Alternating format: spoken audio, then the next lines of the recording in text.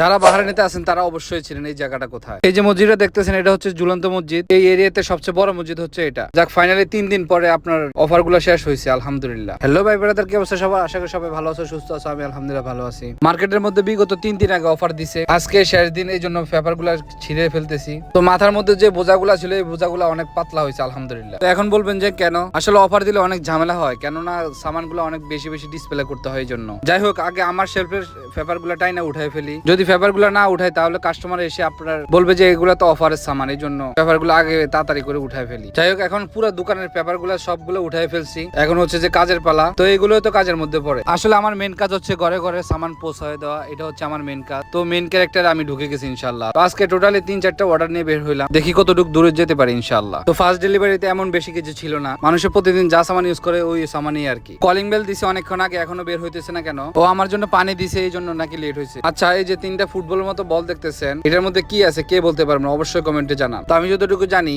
এটা হচ্ছে ফানির ফিল্টার। আচ্ছা যাই হোক, এই যে মসজিদটা দেখতেছেন এটা হিদ এরিয়াতে অনেক বড় মসজিদ, তাও নাকি ঝুলন্ত মসজিদ বলে এটাকে। ঝুলন্ত মসজিদ না কি মসজিদ আসলে ঠিক জানি না, এখনো মসজিদটা রেডি হয় নাই। 1 বছর ধরে দেখতেছি এই মসজিদের কাজ চলতেছে। আচ্ছা, এখন এই ডেলিভারিটা দিয়ে নেই, পরে আপনাদের সাথে গল্প করি। এই ডেলিভারিতে বেশি কিছু ছিল না, ছিল 2 কার্টন পানি আর হচ্ছে যে কিছু ড্রিঙ্কস। আচ্ছা যাই হোক, আমার কাছে যে কার্টনটা দেখতেছেন এটা হচ্ছে 20 লিটার তেলের বোতল, এটাও আরেকটা ডেলিভারি। আচ্ছা যাই হোক, আজকের ভিডিওটা এতটুকু পর্যন্ত। সবাই ভালো থাকবেন।